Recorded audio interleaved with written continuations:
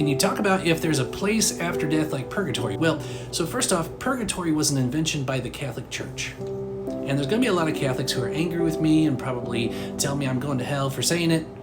But there's nothing in the Bible that says purgatory. Now, that being said, there are concepts that are biblical where the word itself is not in the Bible, like Trinity. But the problem with purgatory is they believe that there is salvation after death.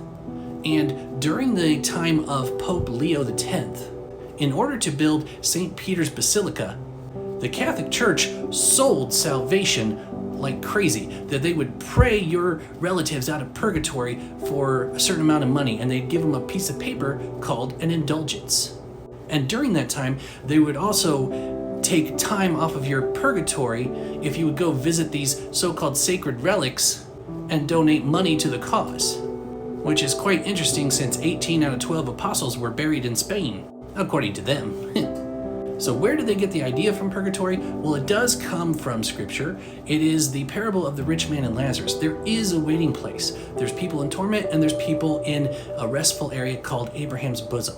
Now, Abraham's bosom is empty at this point because Paul tells us to be absent from the body is to be present with the Lord. So clearly, when Jesus rose from the dead, he sent them all up to heaven. But the people in torment in Hades, they will absolutely be emptied out and judged. That's also in Revelation. And then they'll be thrown into the lake of fire. But a purgatory, as in you pay for your crimes and eventually get out, that's not biblical at all.